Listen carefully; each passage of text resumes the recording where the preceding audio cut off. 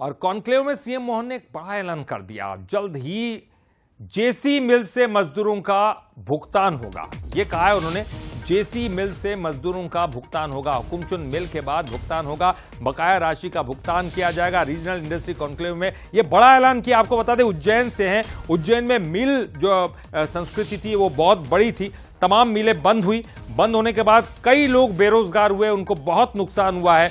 और अब चूंकि मुख्यमंत्री भी वहां से आते हैं और वो दर्द समझते हैं, इसलिए उन्होंने एक बड़ा ऐलान कर दिया। हुकुमचंद मिल के बाद जेसी मिल के लिए भी उन्होंने ये बड़ा ऐलान किया है। मजदूरों को भुगतान किया जाएगा, बकाया राशि का भुगतान होगा जो मजदूरों को अभी तक नहीं मिला है। तो रीजनल इंडस्ट्री कॉन्क्लेव में उन्होंने ये बड़ा ऐलान कर दिया है।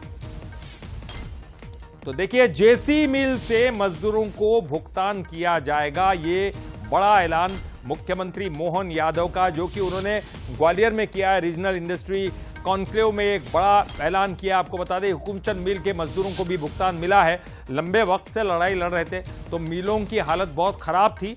एक समय में ये स्थिति थी कि मजदूरों को वहां से उनकी नौकरियां गई और कई तरह के उनको रोजगार करने पड़े।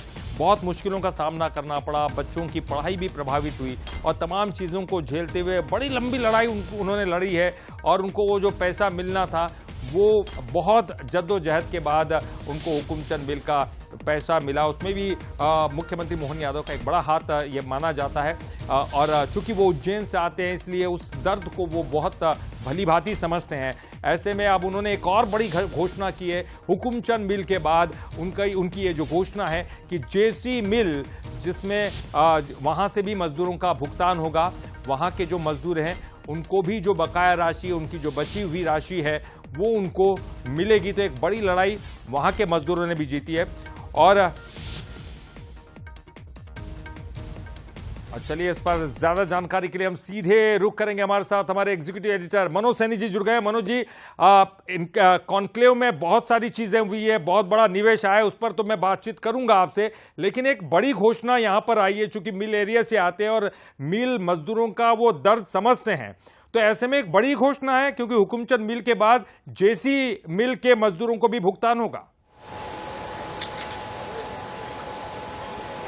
देखिए, निश्चित रूप से हुकुमचंद मिल की बात हुई, जैसा मुख्यमंत्री बता रहे थे मंच से, और उसके बाद उन्होंने फिर इसकी शुरुआत की।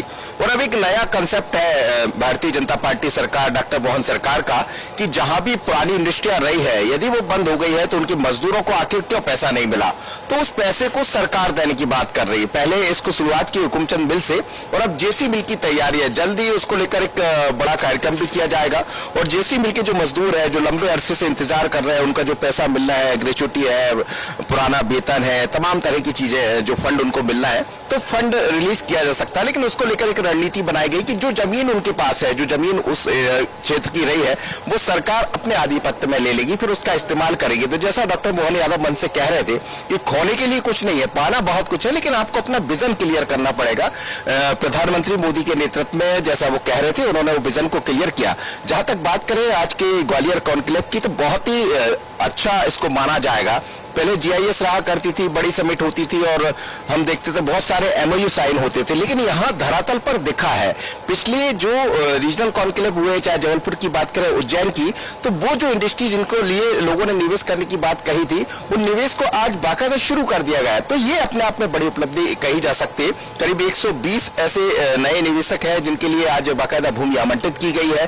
और 3500 करोड़ से ज्यादा की जो इंडस्ट्री को लेकर आ रहे हैं, वो अडानी लेकर आ रहे हैं। मिलाकर हम देखें तो 4500 करोड़ के लगभग अडानी और अंबानी एक बड़ा इन्वेस्ट करने वाले ग्वालियर चंबल में। और ग्वालियर चंबल वो है जहां लंबे समय से इन्वेस्ट नहीं हुआ। मालनपुर जैसे कई इंडस्ट्री क्षेत्र है जहां पर इंडस्ट्रियां है, लेकिन उतने अच्छे से वो काम नहीं कर पाई, बल्कि बीच में चीजें बिगड़ी। एक दौर ऐसा रहा करता था जब इसको औद्योगिक की तरह से बड़े अलग तरीके से नाम लिया जाता था ग्वालियर चंबल का। अब उसी विरासत को वापस करने की तैयारी है सरकार की, और सरकार के जो प्रयास थे वो आज सार्थक होते नजर आए। करीब 47 ऐसे प्रस्ताव है जिनको पारित कर दिया गया है, जिन इंडस्ट्री को आज शुरुआत की गई है। तो बहुत अच्छा इसको माना जाएगा, इस रीजनल कॉन्क्लेव को। चलिए, बहुत बहुत शुक्रिया, बहुत बहुत शुक्रिया आपका इस पूरी जानकारी के लिए, बातचीत करने के लिए। और खबरों में